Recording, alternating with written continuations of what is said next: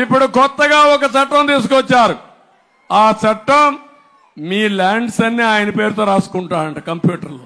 మళ్ళా మీకు ఒకవేళ గాని మీకు తెలియకపోయింది, మీరు గాని 90 రోజుల్లో గుర్తుపట్టలేకపోతే రికార్డు మార్చేసుంటే ఇంకా మీ మెడ మీద కత్తే, ఆ భూమి మీకు లేదు.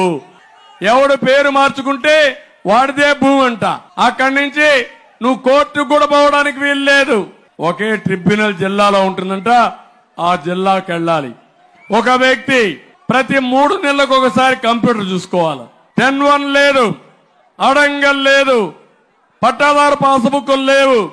కానీ జగన్మోహన్ రెడ్డి మీ రాత రాస్తాడు.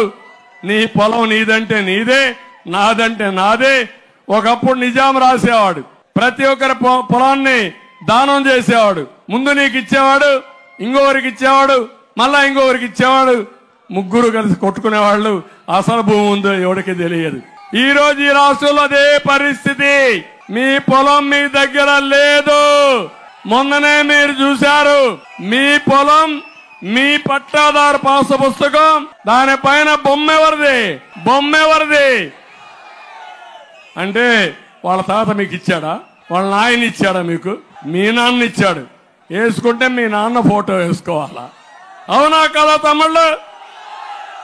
అంటే ఒక మనిషి ఉన్మాదం ఎంతవరకు వెళ్తుందంటే కడాన మీ భూమిని కూడా మీ పట్టాదారు పాస్ పుస్తకం మీద బలవంతంగా ఆయన ఫోటో వేసుకునే పరిస్థితి వచ్చాడు.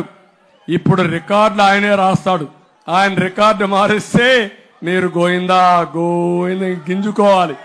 ఏపీ ల్యాండ్ సీలింగ్ యాక్ట్ ఏదైతే భూరక్షణ యాక్ట్ ఉందో దీన్ని రద్దు చేసే బాధ్యత నేను తీసుకుంటానని మీ అందరికి హామీ ఇస్తున్నా. మీ భూములకు రక్షణగా నేను ఉంటాను.